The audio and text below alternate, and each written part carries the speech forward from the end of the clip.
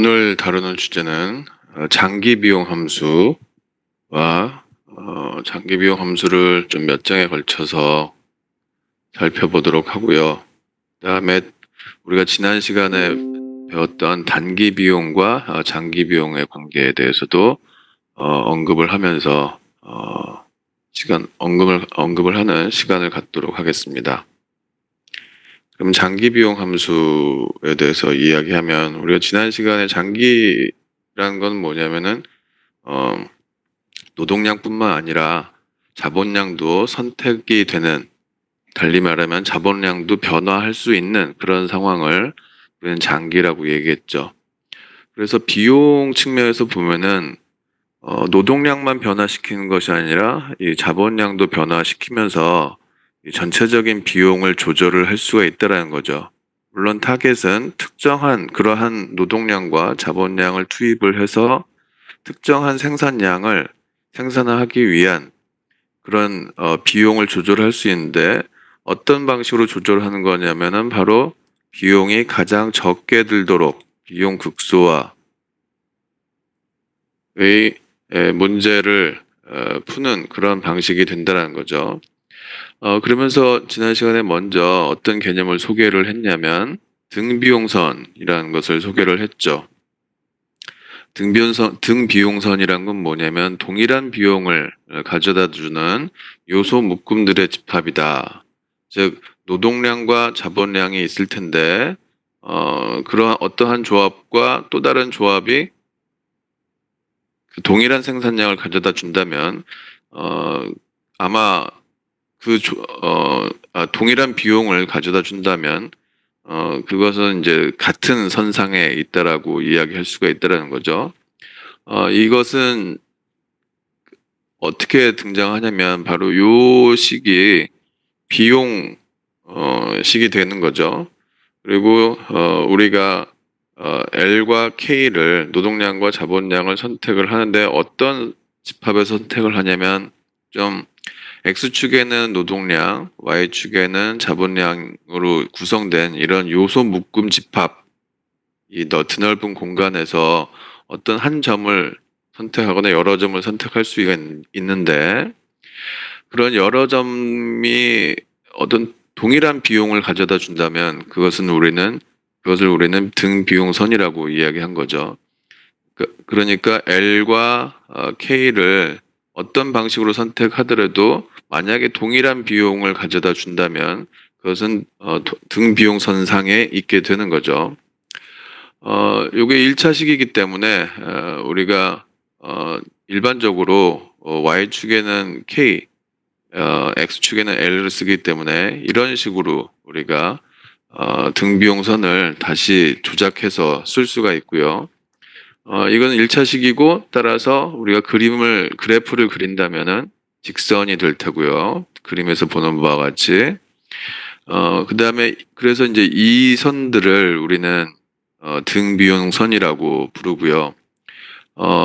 특히 이 등비용선에서 우리가 지난 시간에 이 각도는 바로 이 생산 요소의 가격의 비와 동일하다고 했고, 그 다음에 밖으로 갈수록 더 높은 비용을 지불하는 것을 의미한다라고 이야기했죠.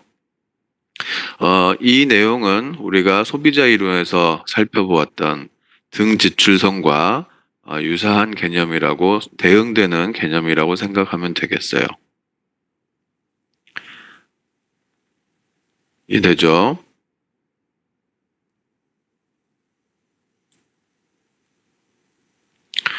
이 장기비용 함수를 다루면서 우리가 만나는 첫 번째 관심은 뭐냐면은 어떤 특정한 타겟으로 하는 그런 생산량이 있다면 그 생산량을 달성하기 위한 비용 극소화가 얻어지는 그러한 노동량과 자본량이 무엇이냐라는 것이죠. 여러분들이 이 페이지의 그림에서 보는 바와 같이 어디서 많이 본 그림이죠.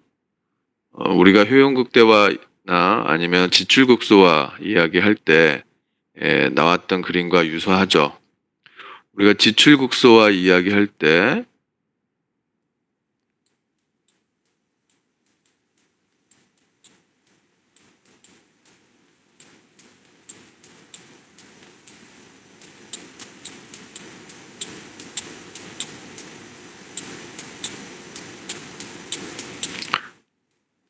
어떤 상황을 생각했냐면 타겟 X축은 X제 소비량이고 Y축은 Y제 소비량이죠. 두 재화를 선택하는 상황인데 두 재화를 통해서 어떤 특정한 효용 수준을 타겟으로 하고 그 효용 수준을 달성을 하는데 가장 적게 드는 비용이 무엇이냐를 살펴볼 때 우리가 지출선, 등 지출선을 이용을 해서 살펴봤더니 바로 요 점이 이 초록색의 점이 어떤 점이냐면 바로 무차별 곡선의 접선의 기울기와 등 지출선의 기울기가 일치하는 그런 상황인 거죠. 그래서 이 상황을 우리는 뭐라고 이야기했냐면 무차별 곡선의 접선의 기울기인 MRS와 등 지출선의 기울기인 가격비가 일치하는 상황이다라고 이야기했죠. 이 내용이 바로 생산량에 대한 비용 극소화 이야기와 그대로 대응이 되는 내용이 되는 거죠. 여기서 효용 대신에는 생산량을 우리가 생각하면 되고, 그 다음에 그 지출선 대신에 이것은 등 지출선 대신에 등 비용선을 생각을 하면 되고, 따라서 특정한 생산량 Q를 달성하기 위한 가장 적은 금액이 여기서 바로 이 점에서 얻어진다라는 거죠. 그 이점을 통해서 이 기업은 뭘 선택하냐면 바로 노동량과 자본량을 선택을 하는 거죠. 소비자가 특정한 효용 수준을 얻기 위한 특정한 효용 수준을 얻는데 가장 돈을 적게 쓰는 그러한 그 X제 수요량과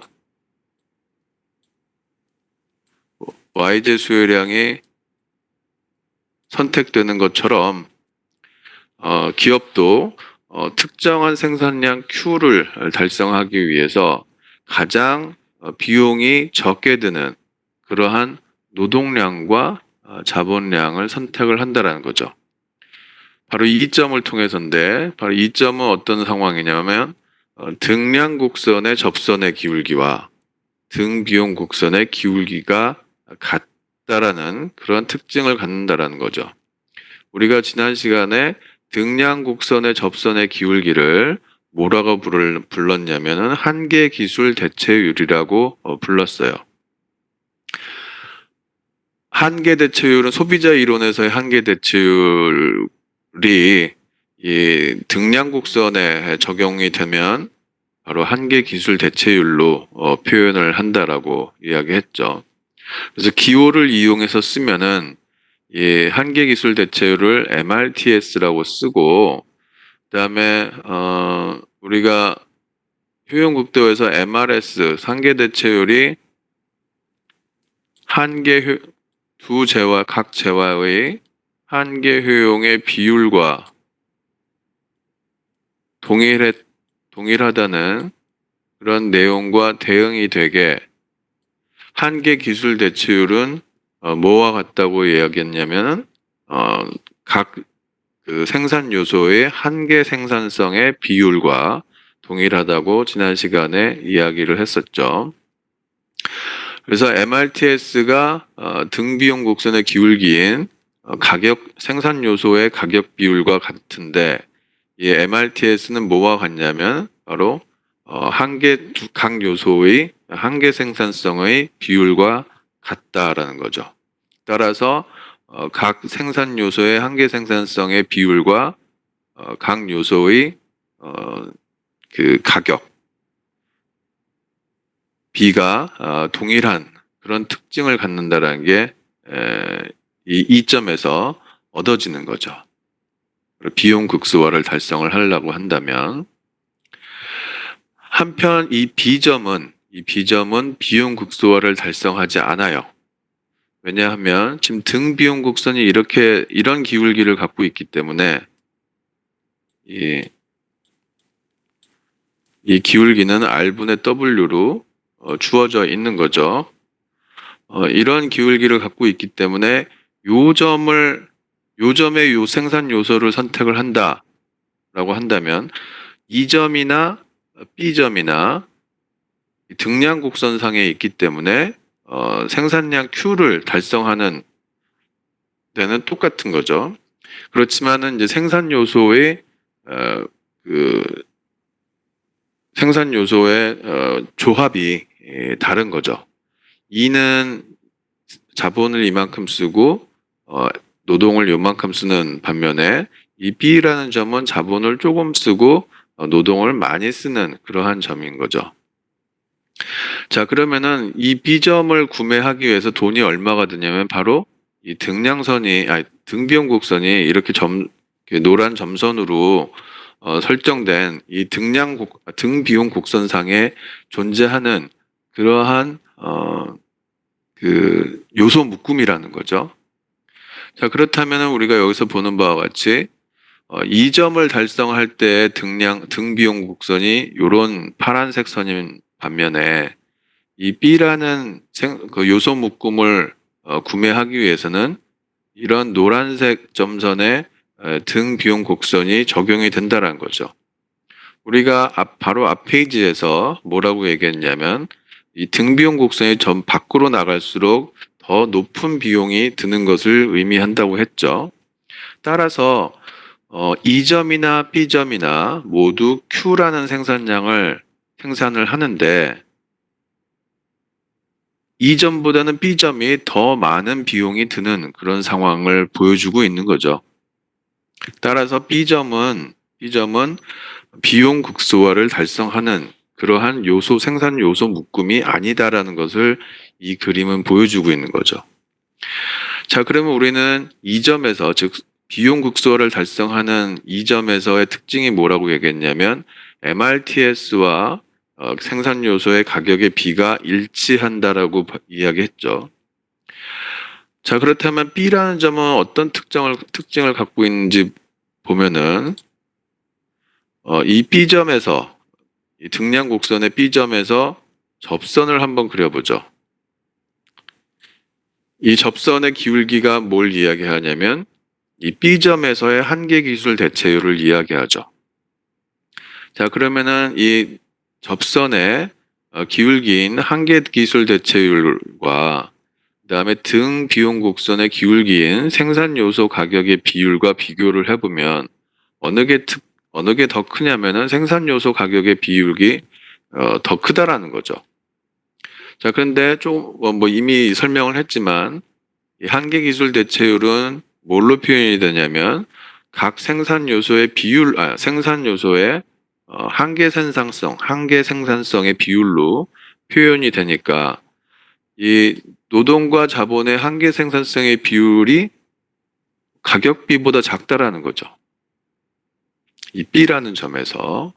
자, 그러면 이것은 무엇을 의미하냐면 뭐 예를 들어서 MPK와 즉 자본의 생산성과 자본의 생산성과 자본의 가격인 R과 예를 들어서 극단적으로 생각하면 동일하다고 보면 만약에 이 식이 성립한다라고 한다면 이것은 무엇을 이야기하냐면 노동의 한계 생산성이 노동의 가격보다 작다라는 거죠.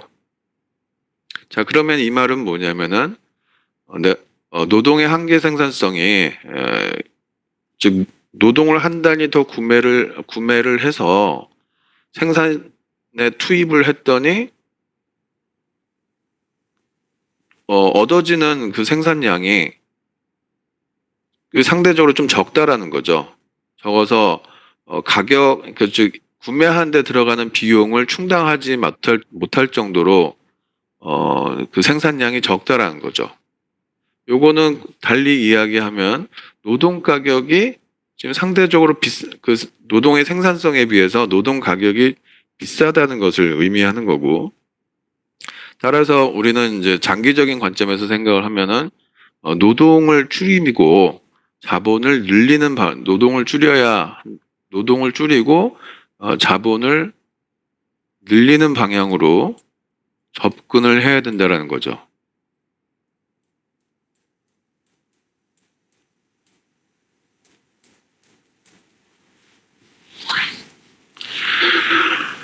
따라서 이 B점에서 머물러 있으면 안 되고, 즉 B점에 머물러 있으면은 비용 극소화를 달성하는 것이 아니라 B점에서 어느 쪽으로 점점 이동해야 되냐면은 노동을 줄이고 자본을 늘리는 방향으로, 즉 요 생산 등량 곡선상을 따라서 이쪽으로 왼쪽으로 움직여야 된다는 거죠.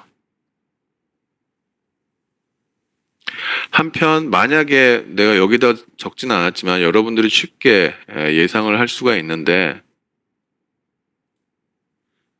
만약에 요 점을 생각을 해보죠. 요 점을 뭐 예를 들어서 D라고 명명을 해보면, D라는 점도 역시 마찬가지로 비용 극소화를 달성하는 것이 아니죠. 하고 있는 그런 생산 요소 묶음이 아니죠.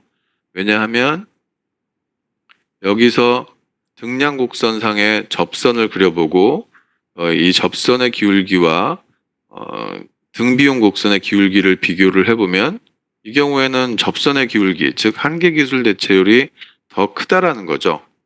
이 D점에서는 MRTS를 우리는 한계 생산성의 비율로 표현한다고 했죠. 이 점에서는 한계 생산성의 비율이 가격비보다 더 크다. 이 말은 뭐냐면은 좀 전에 설명한 것처럼 만약에 극단적으로 생각해서 MPK와 R이 일치한다고 보면, 이것은 무엇을 이야기하냐면 노동의 한계 생산성이 구매 비용보다 더 크다라는 거죠. 더 많이 생산할 수 있다라는 거죠. 따라서 이 경우에는 노동 가격이 상대적으로 싼 상황이기 때문에 이 경우에는 노동을 늘리려면 자본을 줄여야 되겠죠. 그런 식으로 대응해야 된다라는 거죠. 따라서 이 D점에서 머무르면 안 되고 노동을 늘리고 자본을 줄이는 방향으로 접근을 해야 된다라는 거죠. 따라서 이 점 외에 이 Q라는 등량 곡선상에 있는 어떤 점에서는 비용 극소화를 달성하지 않고, 만약에 상대적으로 노동량이 많이 지금 투여가 되는 상황이라면 노동량을 줄이고 자본을 늘리는 방향으로 대응을 해야 되고, 또 반대로 D점과 같이 자본이 많이 사용이 되고 노동이 적게 사용이 되고 상대적으로 적게 사용이 되고 있는 상황이라면 이 경우에는 자본을 줄이고 노동을 늘리는 방향으로 대응을 해서 비용 극소화를 달성을 해야 된다라는 거죠. 따라서 비용 극소화가 달성이 되는 상황은 바로 이 등량 곡선의 접선의 기울기인 한계 기술 대체율, 즉 한계 생산성의 비율과 등 비용 곡선의 기울기, 즉 그 생산 요소 가격의 비율이 일치하더라라는 거죠. 자, 그럼 이 조건을 만족하는 그러한 노동량과 자본량을 뭐라고 부르냐면 바로 조건부 요소 수요라고 부른다라는 거예요. 자, 여기서 조건부라는 건 뭐냐면 바로 특정한 생산량 Q를 달성하기 위한 것이다 라는 거죠.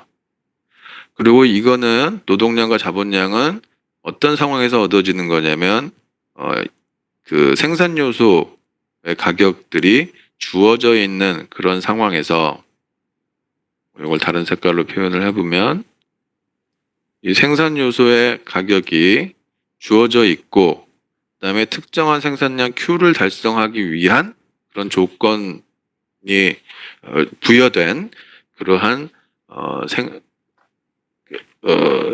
그런 생산량을 달성하기 위한 비용이 가장 적게 드는 그러한 노동량과 자본량을 조건부 요소 수요라고 부른다라는 거죠.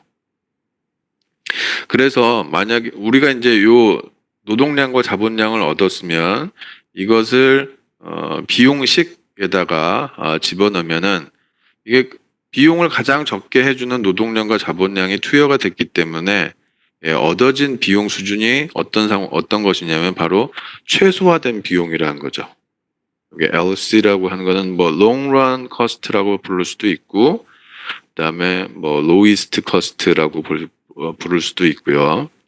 어쨌든 최소화된 비용이고, 이게 자본량이 변할 수가 있기 때문에 장기에서 얻어지는 거기 때문에 long run cost라고 생각을 하면 되겠습니다. 이해되죠? 여러분들이 비용 지출 극소화를 이미 잘 습득을 한 상황이기 때문에 이 부분 비용 극소화에 대한 이야기는 이해하는데 큰 무리가 없을 거라고 생각을 합니다. 자, 그럼 다음 페이지로 넘어가도록 해볼게요.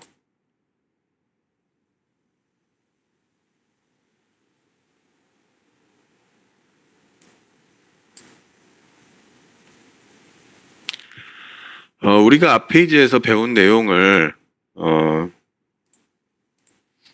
두 개의 문제를 통해서 좀 다뤄보면은, 첫 번째 문제는 뭐냐면은 만약에 두 생산 요소의 가격을 동일한 비율로 변화시키는 경우를 생각하는 거죠.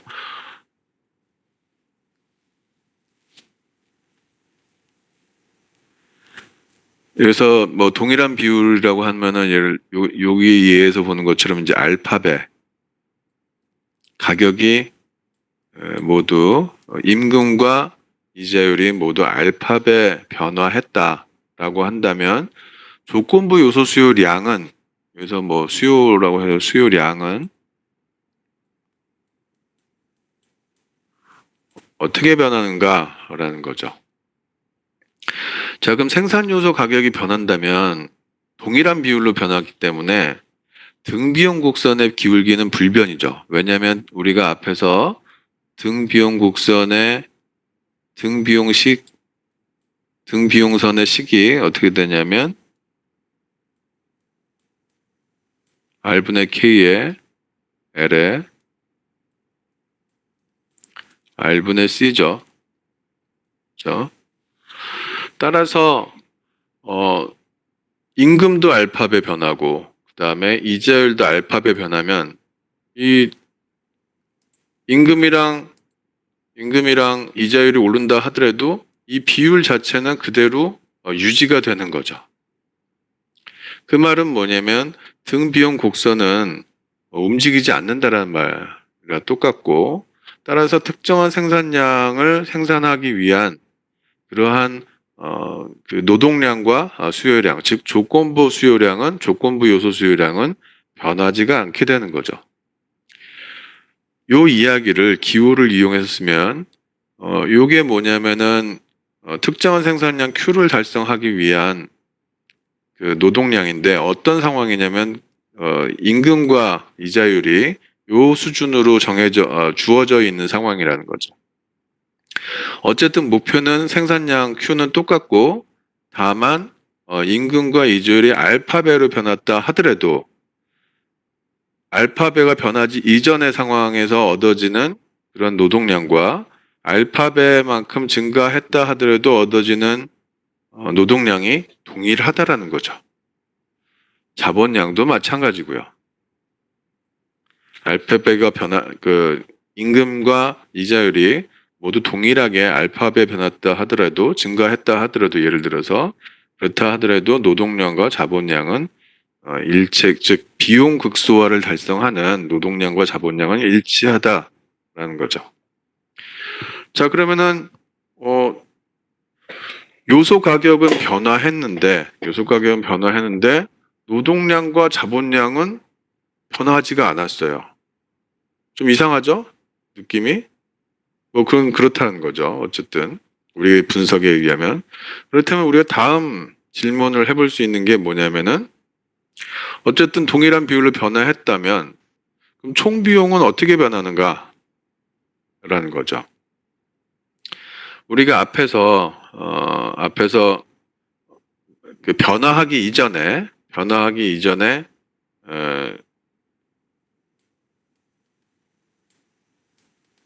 장기 비용이 우리가 앞 페이지에서 쓴 것처럼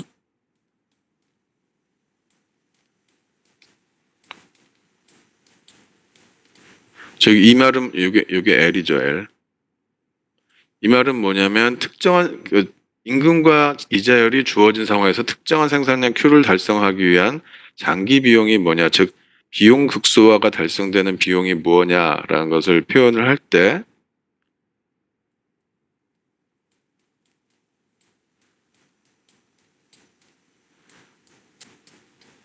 비용식을 갖다 쓰고 요 L2와 K2는 바로 비용 극소화를 달성하는 노동량과 자본량인 거죠. 즉 조건부 요소 수요량인 거죠. 자, 그런데 우리가 이미 살펴봤듯이 만약에 이게 알파벳, 임금과 이자율이 모두 알파벳 증가했더라 하더라도 요거는 변하지가 않죠. L2와 K2는 변하지가 않죠.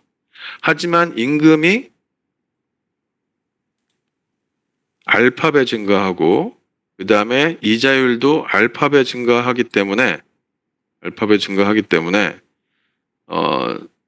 이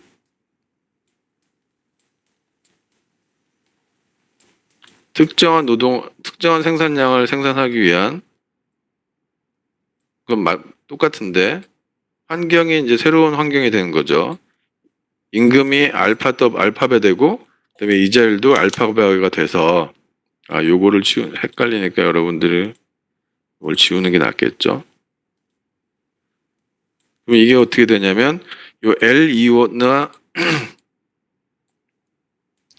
K2는 즉 노동 수요량과 자본 수요량은 동일하지만 임금이 W가 알파벳가 되고 이자율도 알파벳가 된 거죠.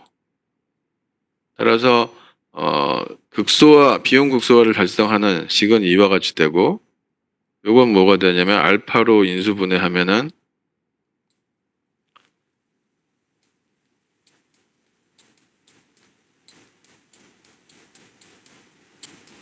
이와 같이 되니까 임금이랑 이자율이 동시에 인상되기 이전에 이 비용보다 알파벳가 더 증가를 한 것을 이야기하는 거죠. 즉 요소 수요량은 변화하지 않지만 그 요소 가격이 증가했기 때문에 비용은 그만큼 하게 된다라는 것을 지금 이것은 보여주고 있는 거죠. 이해되죠?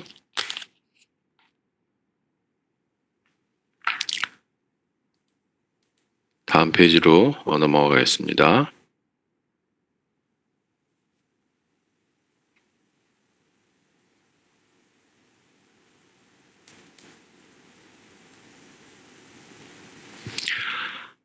두 번째 우리의 그 질문은 뭐냐면은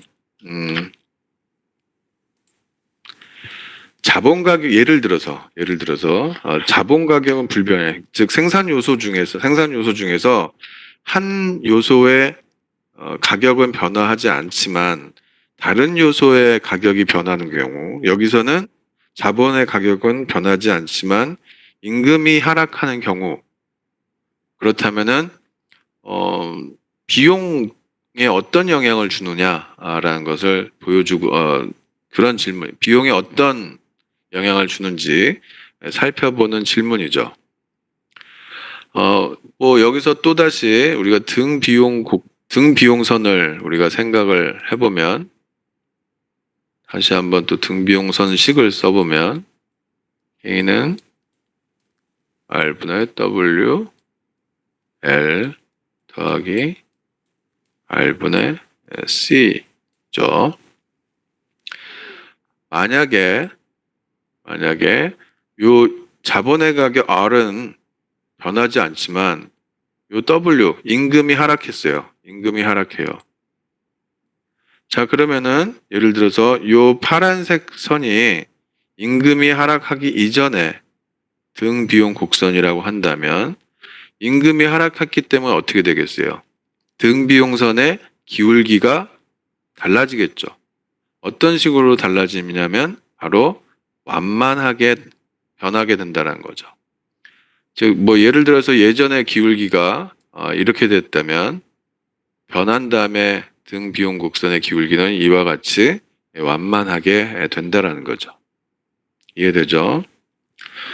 자, 그러면은 우리가 등 비용선은 우리가 무엇을 위해서 생각을 했냐면 바로 특정한 생산량 Q를 달성하기 위한 가장 적은 비용이 지출이 되는 그런 선이 무엇이냐를 살펴보기 위해서 우리가 등 비용선을 우리가 고려를 한 거죠.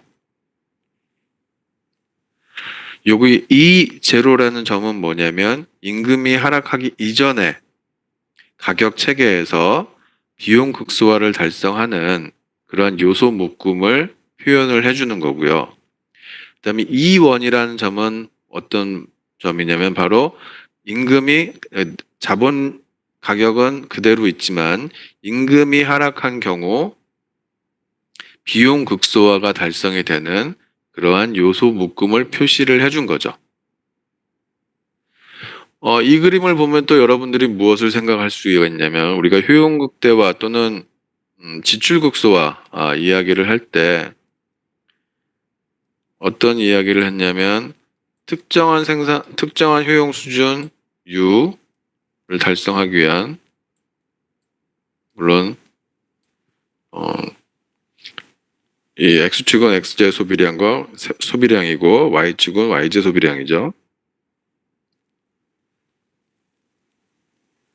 예를 들어서 이게 애초에 등 지출선이라고 보면 가격 X제 가격이 하락하면 등 지출선은 이와 같이 변하게 돼서 새로운 소비점은 여기가 되고 이전의 소비점은 여기죠. 즉 이 소비점에서 이 소비점으로 변하는 거죠. 이 말은 뭐냐면은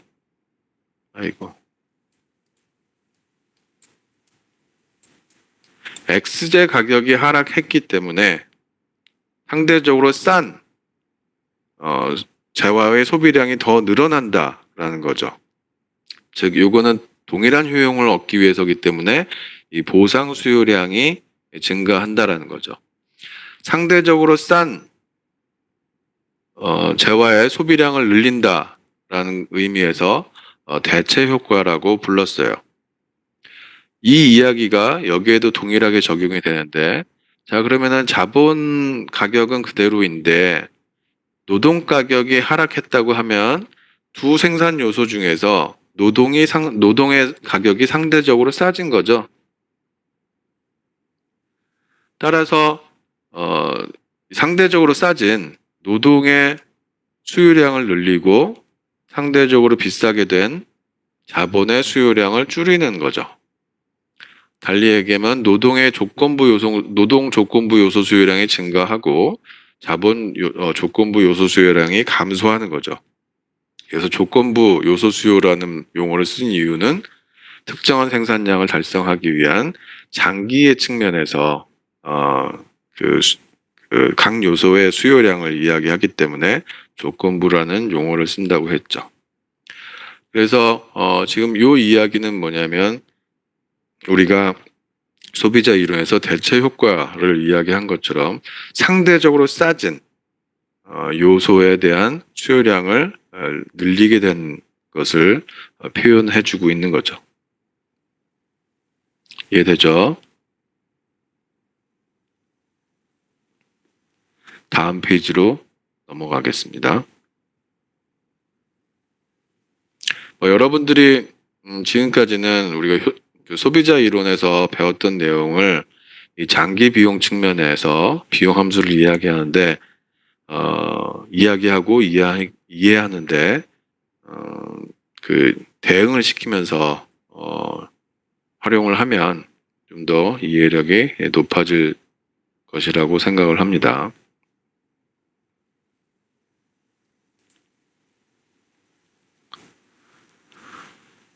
자, 또 다음 퀘스천은 뭐냐면은 이제 요소 가격은 불변인데 즉 W랑 R은 임금과 이자율은 그대로 불변이고 이제 생산량이 증가하는 경우 조건부 요소 수요량이 어떻게 변하는가를 물어보는 거죠. 이것도 역시 마찬가지로 우리가 소비자 이론에서 어떤 개념을 배웠냐면 이 소득 소비 곡선이라는 개념을 배웠죠. 소득 소비 곡선이란 건 뭐냐면 소득이 증가할 때, 변화할 때 소비 묶음이 어떻게 변하는가라는 거죠. 특히 지출 극소화 또는 효용 극대화를 달성하는 그런 소비 묶음이 어떻게 변하는가를 보여주고 있는 거죠. 소득 소비 곡선이란 것이.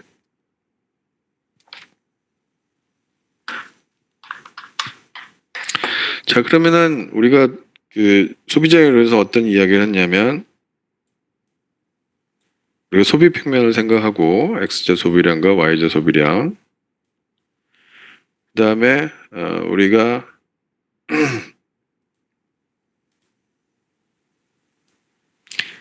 예산선 소득 수준이 예를 들어서 I1일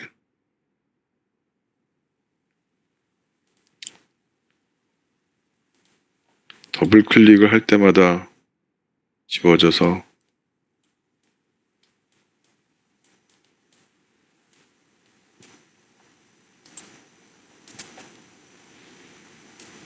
예를 들어서 이런 예산선이 소득 수준이 I1일 때의 예산선이고,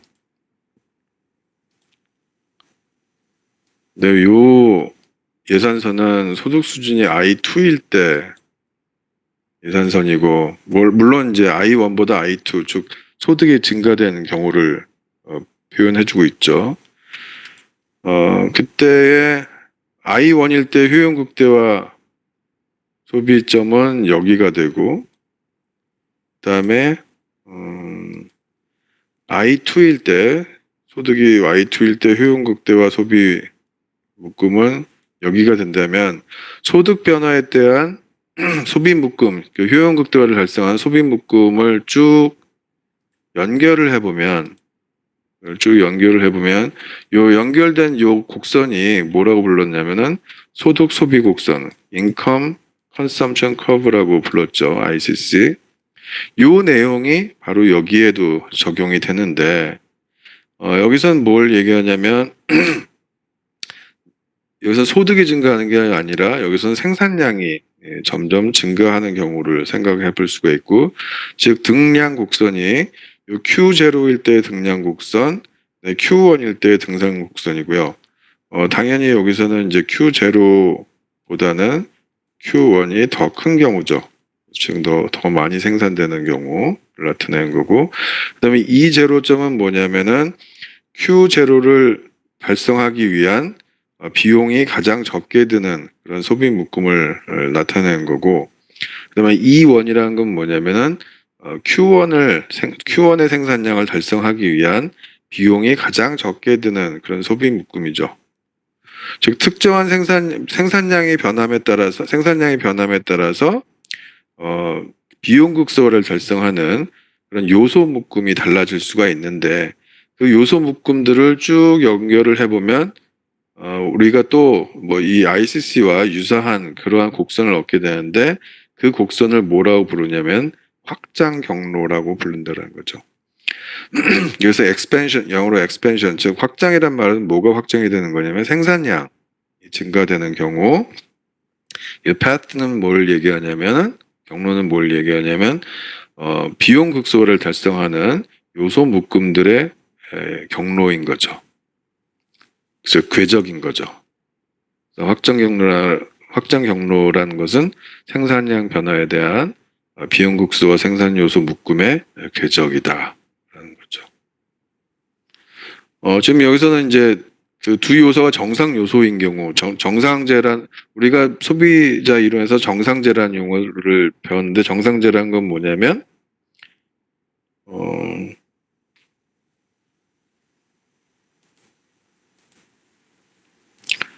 소득이 증가할 때 소비량이 증가하는 그러한 재화를 정상재라고 불렀죠. 여기서는 소득이 증가하는 건 아닌데 생산량이 증가할 때 그 생산 요소의 수요량도 증가하는 경우를 우리는 정상 요소라고 불러요. 이 정도로만 이해해도 충분할 거라고 생각하고요. 이해되죠? 다음 페이지로 넘어가면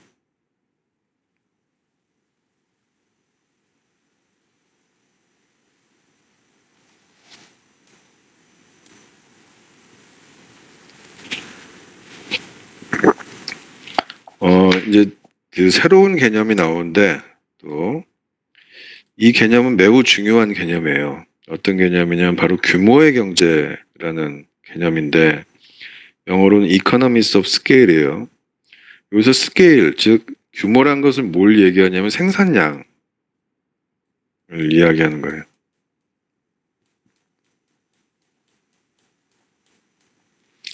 그리고 economies라는 말은 뭐냐면 이제 절약의 의미거든요.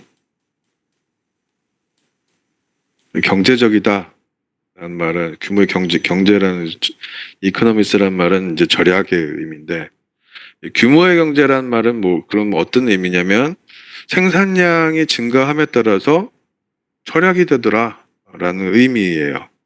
그럼 절약이 된다는 것은 어떤 의미에서 절약이 되냐면 바로 뭐가 절약이 되냐면 사실은 생산량이 증가하면 생산량 Q라고 표현할 때 생산량이 증가하면 당연히 총 비용은 증가하죠.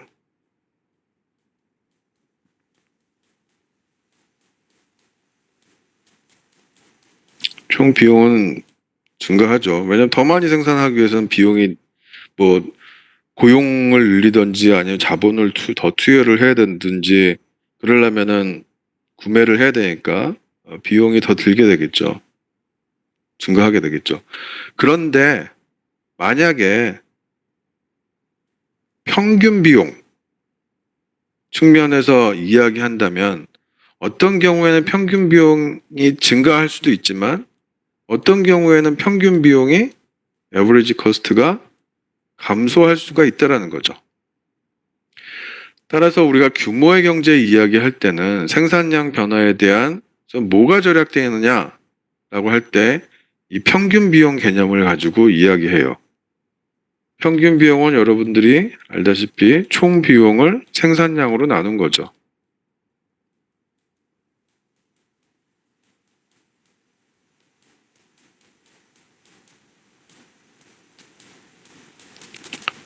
생산량으로 나눈 거기 때문에 어떤 개념이냐면 하나당 비용을 생산량 한 단위당 비용을 이야기하는 거죠.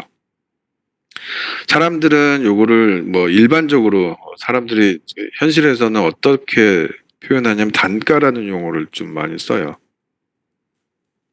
개당 비용을 이야기하는 의미에서 개당 비용, 즉 생산 한 개당 비용을 의미하는 비용의 의미로서 단가라는 용어를 쓰는데 여기서 가라는 것은 이제 가격을 의미한다기보다도 비용을 의미하는 거죠.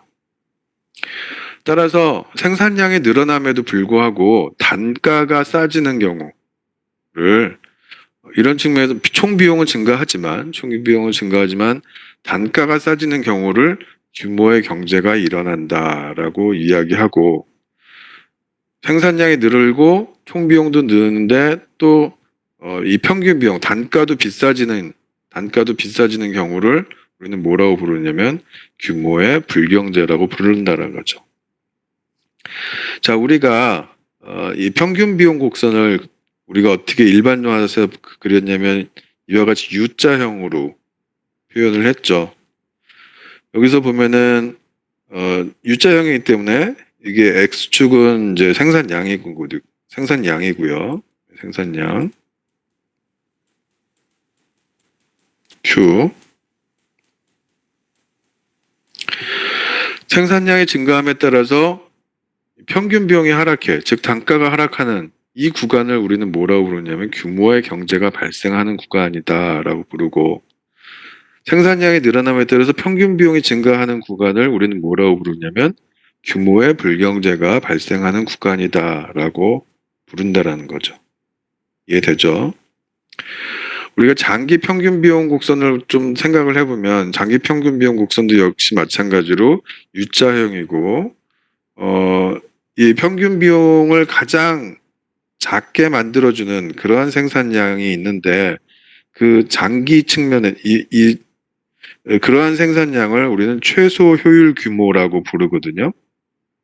이 최소 효율 규모라는 용어는 어느 경우에 등장하냐면 바로 장기에 등장하는 용어지 단기에는 등장하는 용어가 아니다라는 거예요.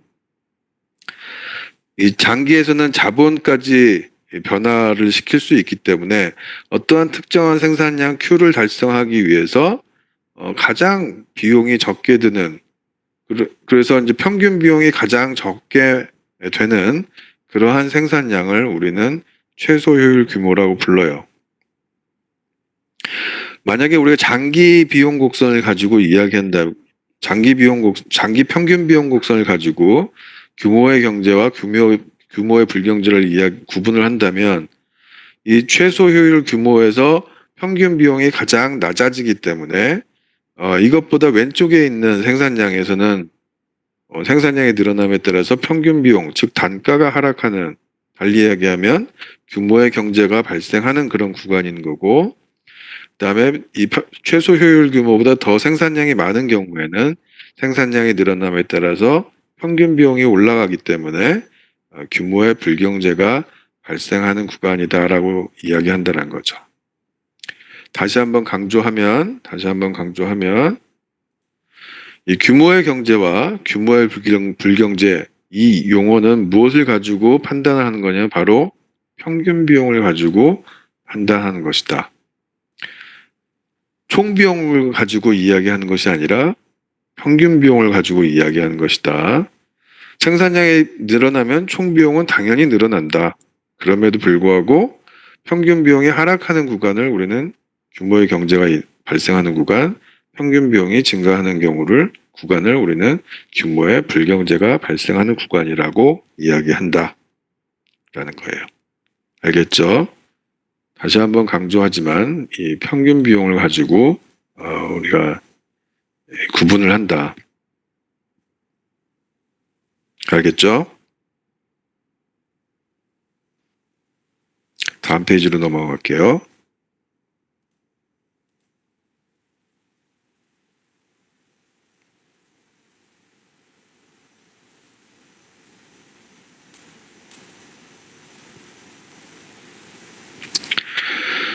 우리가 지금까지 배운 장기 비용 함수를 통해서 배운 내용을 문제를 통해서 좀 살펴보면 여기서는 일반적으로 많이 사용하는 콥더글라스 생산 함수, 즉 노동량과 자본량이 곱해지는데 그 노동량의 지수가 고려되는 그러한 함수죠. 지금 여기서는 이제 L의 2분의 1승, K의 2분의 1승으로 곱해지는 그 생산량이 도출되는 그런 생산함수를 생각하고 있고, 자, 장기 비용은 얼마냐? 이 말은 장기 비용 함수를 구하라라는 건데, 앞서서 이야기했다시피 비용은 어떻게 표현되냐면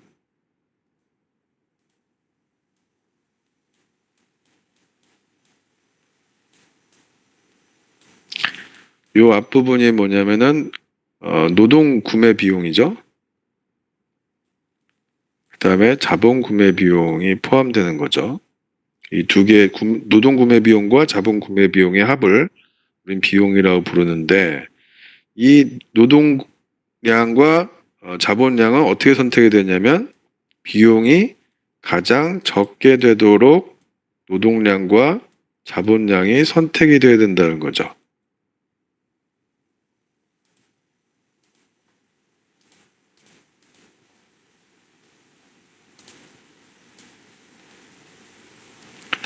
그런데 이 선택을 통해서 특정한 생산량이 얻어져야 되는 거죠. 타겟으로 하는 생산량이 얻어져야 되는데 무엇을 통해서 얻어지냐면 바로 생산함수를 통해서 얻어지는 거죠. 이해되죠?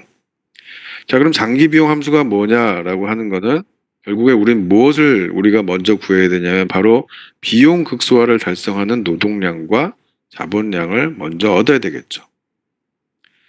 자, 그런데 우리가 앞에 살펴봤듯이 비용 극소화를 달성하는 거는 상황은 어떤 상황이냐면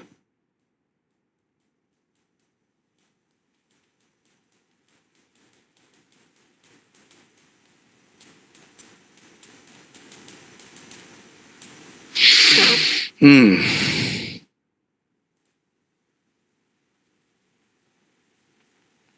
다시 우리의 목적은 비용을 가장 적게 해주는 노동량과 자본량을 선택을 해야 되는데 그런 선택을 통해서 특정한 생산량을 얻어내야 되는 거죠. 특정한 생산량을 얻어내게 해주는 그런 함수가 바로 생산 함수로고요. 비용 극소화는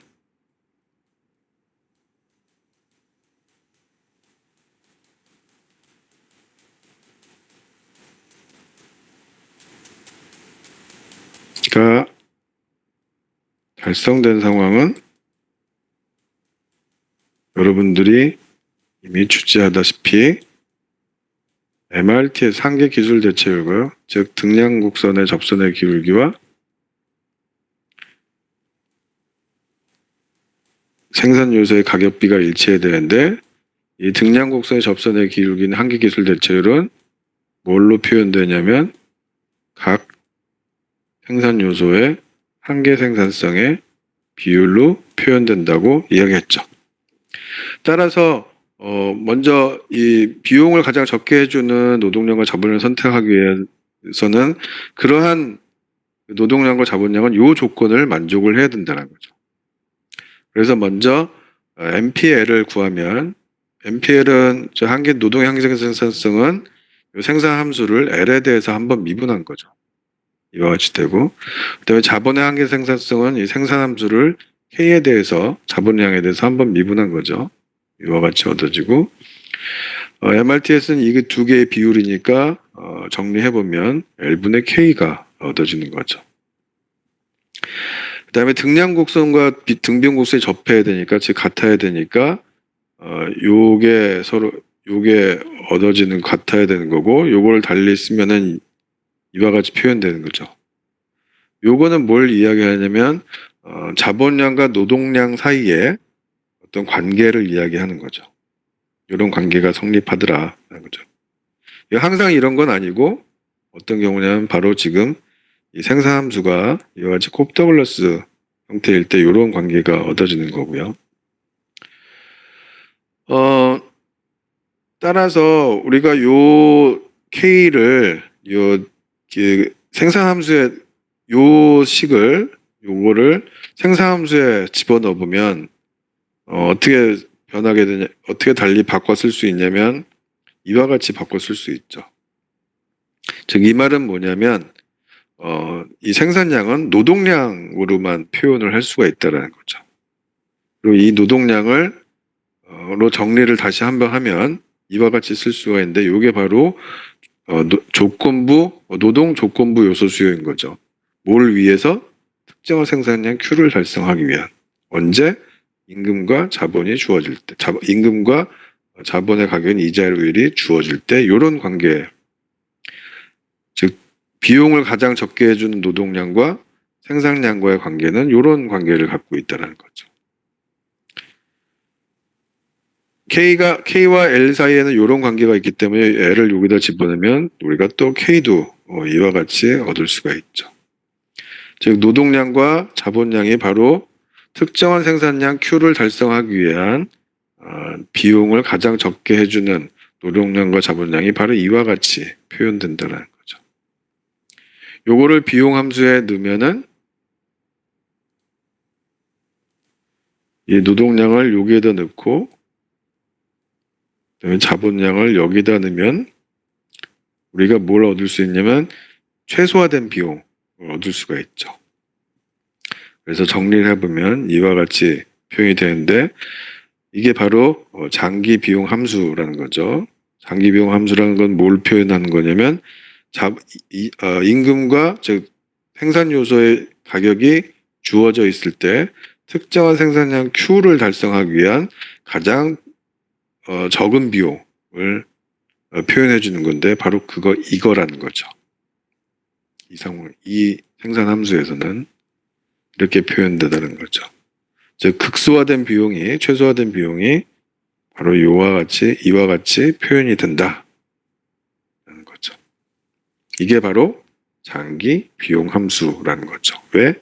비용 극소화를 통해서 얻어진 그런 금액이기 때문에 그런 거죠.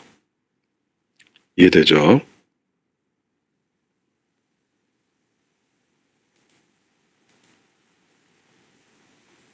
다음 페이지로 넘어가면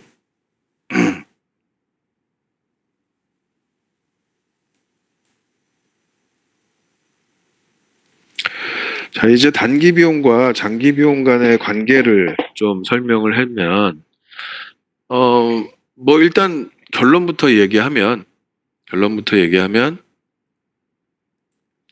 장기 비용이 단기적 비용보다 같거나 작다. 달리 얘기하면 장기 비용은 단기 비용보다 절대로 클 수 없다. 라는 거죠. 그 이유에 대해서 지금 설명하는 게 이 그림이에요. 이 그림은 뭘 얘기하냐면 이 제로라는 점은 Q0라는 생산량을 달성하기 위한 비용 극소화가 달성되는 그런 요소 묶음이죠. 즉 장기에서의 그 요소 묶음을 이야기하는 거예요. 또 E1이라는 점은 뭐냐면 Q1을 생산하기 위한 비용 극소화가 달성되는 점인데 달리 이야기하면 장기의 측면에서 즉 자본량도 변화시킬 수 있는 상황에서 얻어지는 그러한 요소 묶음을 나타내는 표죠. 바로 요 이야기고요. 그런데 단기라는 거는 뭐냐면 자본량이 고정되어 있는 상황이죠. 예를 들어서 K바로 자본량이 고정되어 있다고 생각을 해보죠. 요 그림에 의하면 요 K바란 요 수준으로 요 높이, 요 길이가 바로 자본량이 고정되어 있는 그런 상황이죠. 그럼 단기에서는 이 K바가 고정되어 있기 때문에 노동량이 변하면 단기에서 움직일 수 있는 그런 상황은 바로 요 직선밖에 없다라는 거죠. 요 직선의 의미가 뭐냐면 단기에서 자본량이 K바로 고정되어 있을 때 요소 묶음이 가능한 그러한 점들을 표현해주고 있는 거죠. 요거 이해되나요?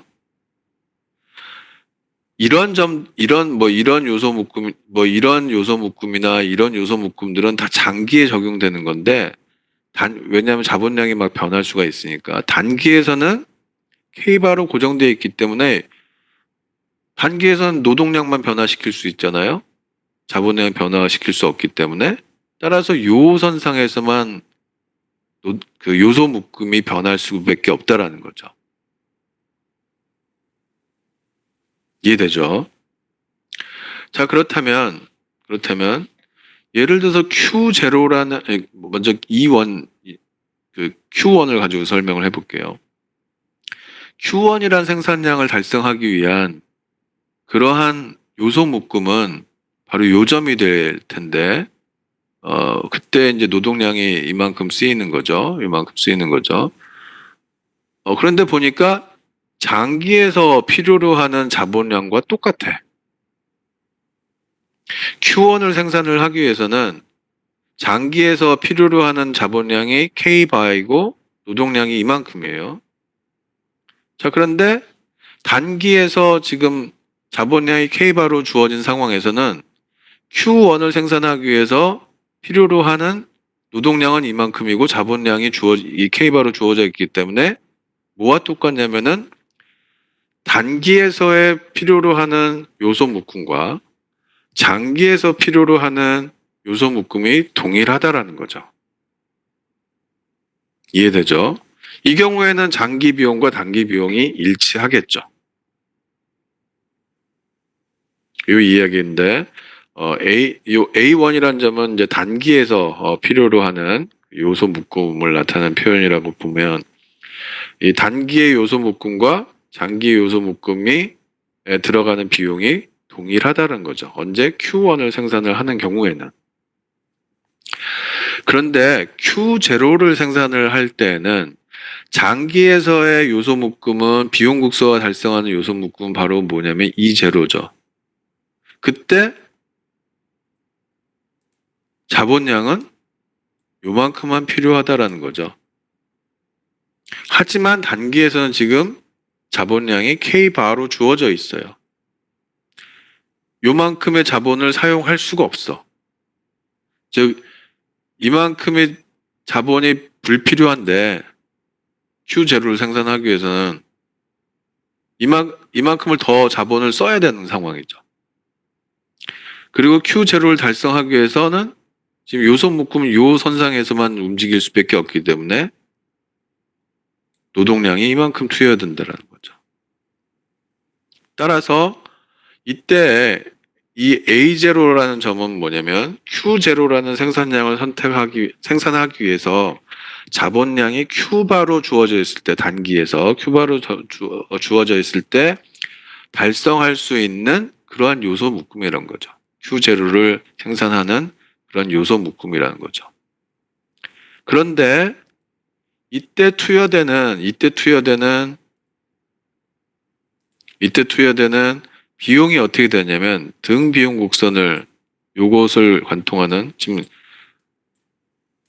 비용 가격은 각 요소의 가격은 주어져 있기 때문에 등 비용 곡선은 이 A0라는 요소 묶음 점을 관통을 해서 이와 같이 그려진다라는 거죠. 요소 가격이 불변인 상황이기 때문에.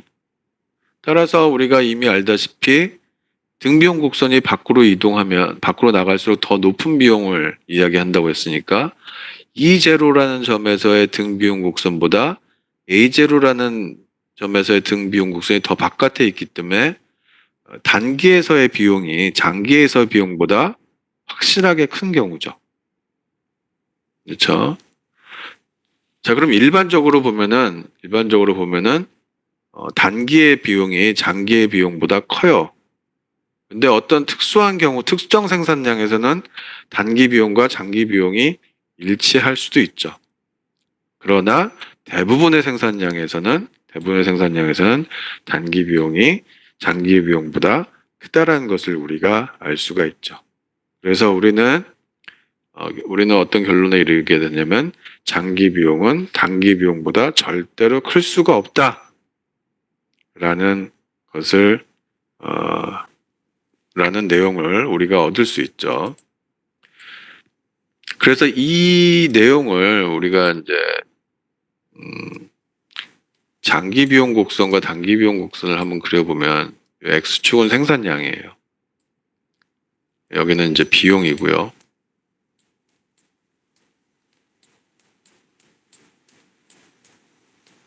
우리가 앞에서 단기 생산 비용을 역 S자로 하면서 뭐 이런 식으로 그렸죠. 단기는 자본량이 고정되어 있기 때문에 좀 떠서 그린 거죠. 자, 그럼 여기에 우리가 장기 비용 비용 곡선을 한번 그려보면은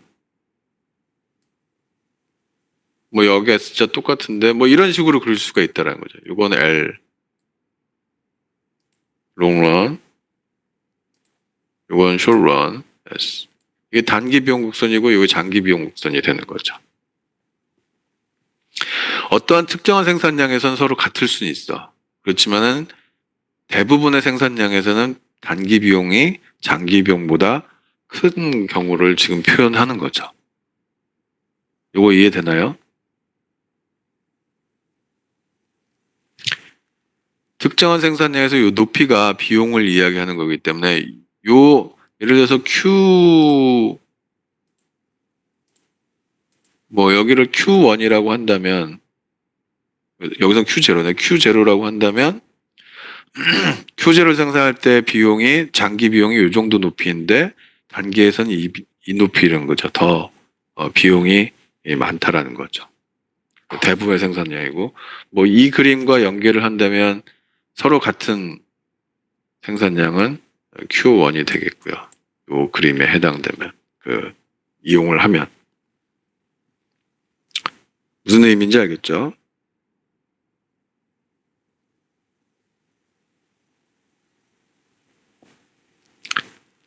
다음 페이지로 넘어가면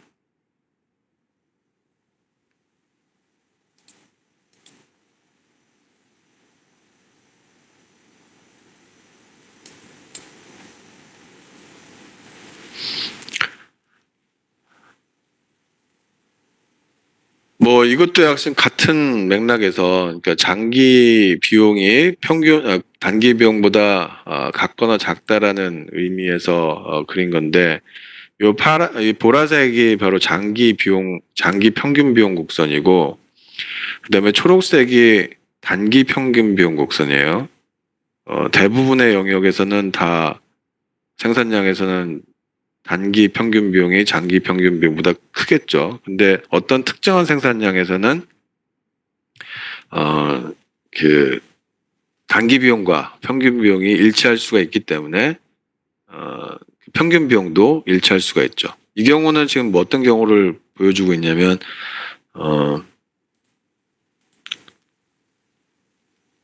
생산량이 최소 효율 규모인 경우, 최소 효율 규모인 생산량을 뭐라고 부르는 어떤 상황이라고 했죠?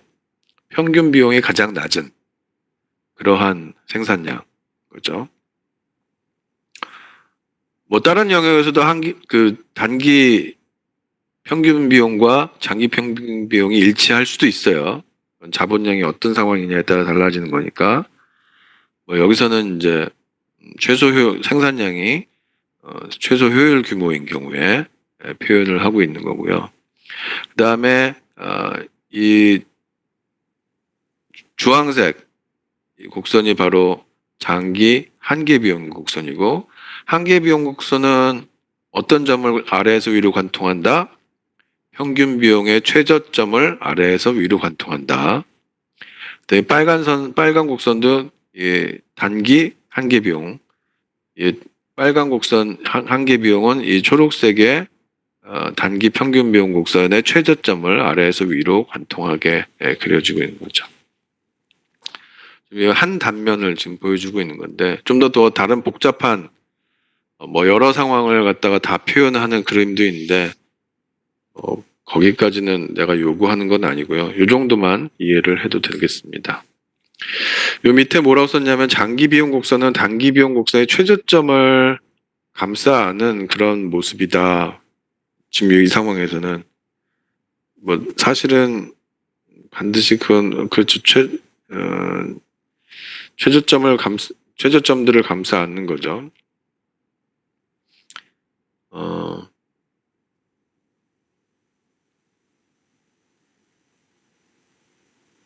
그래서 장기 비용 곡선을 그러니까 앞에서 이야기했다시피 지금 이 이야기가 뭘 얘기하냐면 앞에서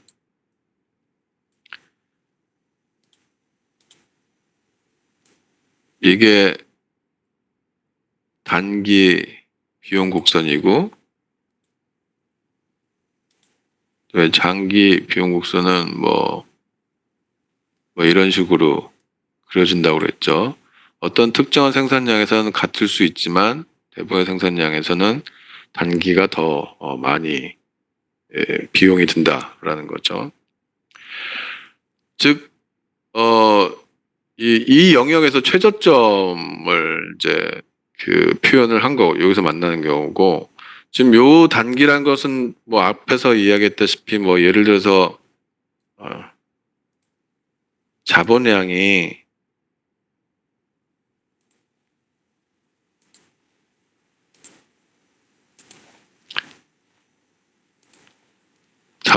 K바인 경우에 단기 비용 곡선이고 예를 들어서 K스타인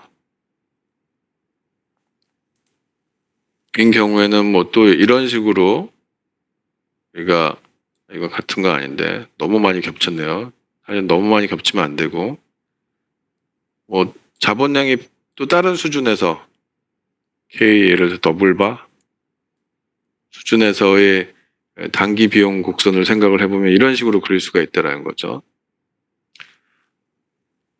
그렇다면 뭘 얘기하냐면 바로 이런 점들, 최저점 같아지는 점들만 쭉 연결한 게 바로 장기 비용 곡선을 이다라는 거예요. 그래서 이 단기 비용 곡선들은 여러 개가 있는데 그 왜 여러 개가 있을 수가 있냐면 자본량이 어떤 수준이냐에 따라서 단기 비용 곡선이 달라질 수가 있죠.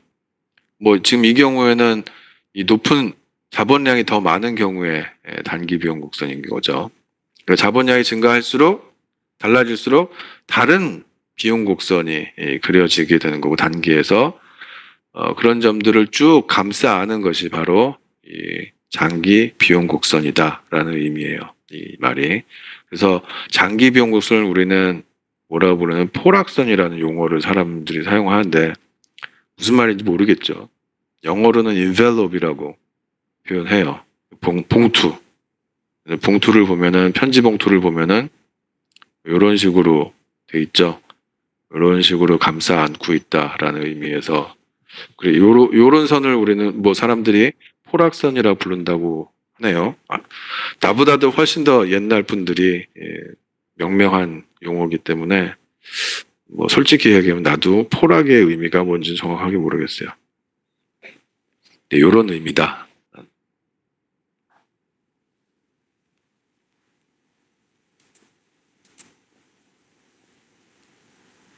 다음 페이지로 넘어가면 마지막 내용인데 연습 문제를 통해서 우리가 배운 내용을 단기 비용과 장기 비용의 관계를 다시 한번 점검을 해보면 지금 현재 상황이 뭐냐면 노동이 300이 들어가 있고 그 다음에 자본량이 20이 들어가 있는 상황이에요. 그리고 임금이 200, 그 다음에 이자율이 500인 상황이고 노동의 한계 생산성은 10, 자본의 한계 생산성은 30인 상황이에요. 지금 이게 현재 상황이야. 그러면 이 현재 상황을 우리 장기적 관점에서 어떻게 접근을 해야 되는가? 이 말은 뭐냐면 달리 얘기하면 지금 이 현재 상황이 장기적 관점에서 비용 극소화를 달성하고 있는 상황이냐? 라는 거죠. 만약에 아니라면 어떤 식으로 바뀔 수가 있느냐? 이런 문제죠. 이해되죠? 자, 그럼 현재 상황에서 비용을 볼까요? 노동이 300이 고용이 되고 있고 임금이 200이니까 이거 곱하면 6만이 되겠죠. 즉 노동 구매 비용이 6만이 들어가는 거고 그 다음에 자본이 20 투여되고 개당 가격이 500이니까 500 곱하기 20 하면 만이 되겠죠. 그래서 여기 1만이 자본 구매 비용인 거죠.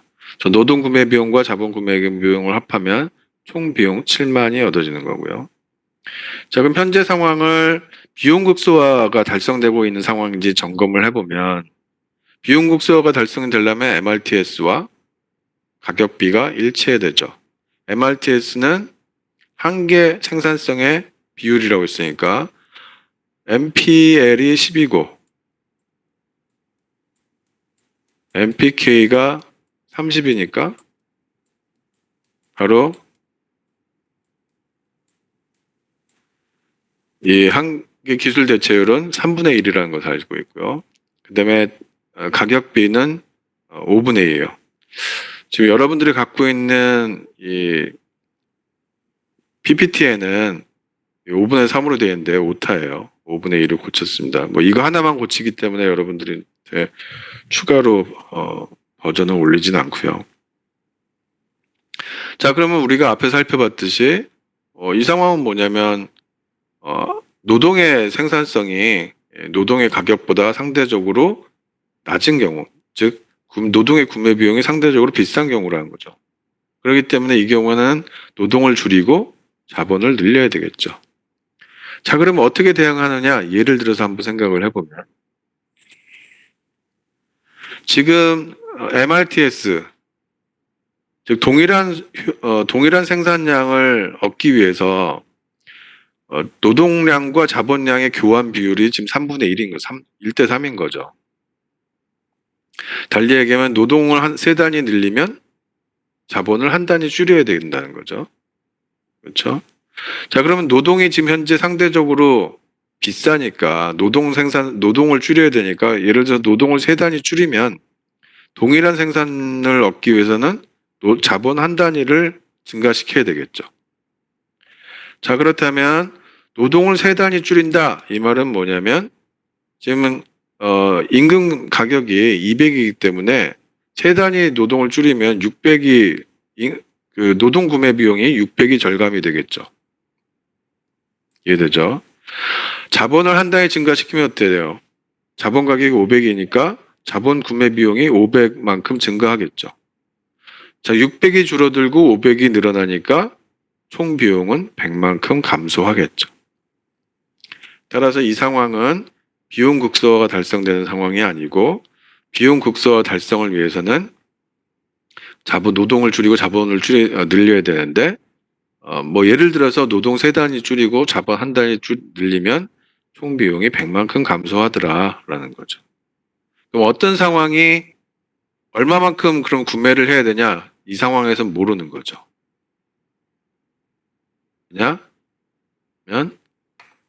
왜냐면 생산 함수가 어떤 모습인지 정확하게 모르기 때문에 그런 거죠. 요건 하나의 그래서 예시고요. 정확한 노동 수요량과 자본 수요량을 알려면 생산 함수가 무엇인지 우리가 앞에서 곱더글라스 형태처럼 살펴봤던 것처럼 생산 함수가 무엇인지 정확하게 알아야 되는 거죠.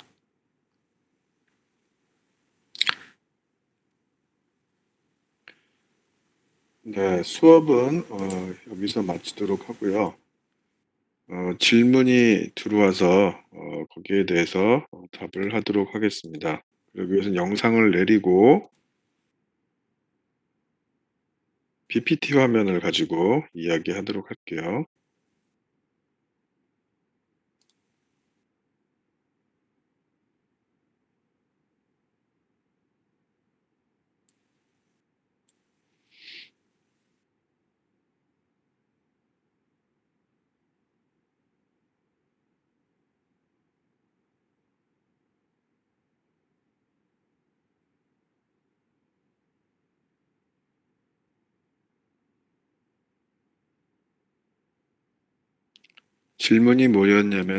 들어온 질문이 뭐였냐면, 지금 이 29페이지 화면에서 내가 지금 생산량을 두 가지만 지금 알려줬죠.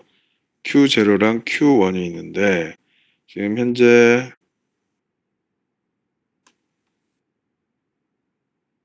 생산량 이 화면 보이죠? Q0보다 Q1이 더 크고,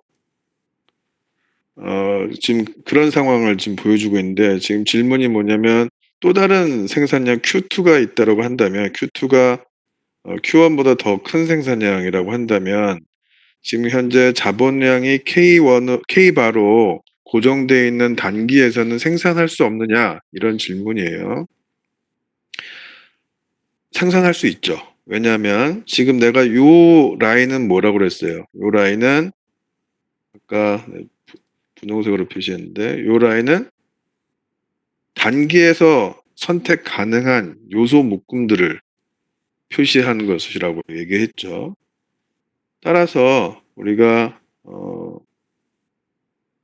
좀 더 높은 생산량을 알려주는 그러한 생산 가능 곡선을 그려본다면, 등량 곡선을 그려본다면 이런 식으로 Q2에 해당되는 등량 곡선을 그릴 수가 있죠. 자, 그렇다면은 지금 K 바로 고정이 되어 있지만, 근데 Q2를 생산하기 위해서는 요소 묶음을 어디를 선택을 하면 되냐면 바로 요점을 선택을 하면 되겠죠. 즉, K바는 고정되어 있지만 더 많은 노동량을 투여를 하면은 Q2를 생산을 할 수가 있죠. 무슨 얘기인지 알겠죠? 답이 됐나요?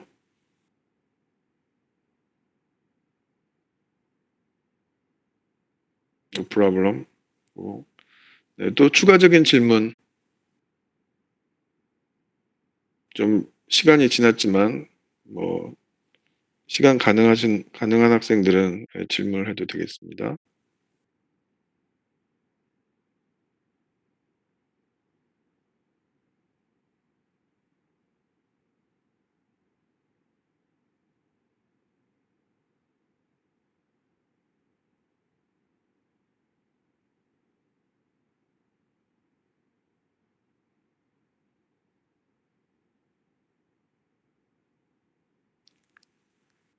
네, 그러면 오늘 수업으로 5 장을 마치고 다음 수요일부터는 6 장을 다루도록 하겠습니다. 6 장에 대한 강의 내용 PPT는 바로 올리도록 하겠습니다. 여러분들 수고 많았고 퇴장해도 되겠습니다.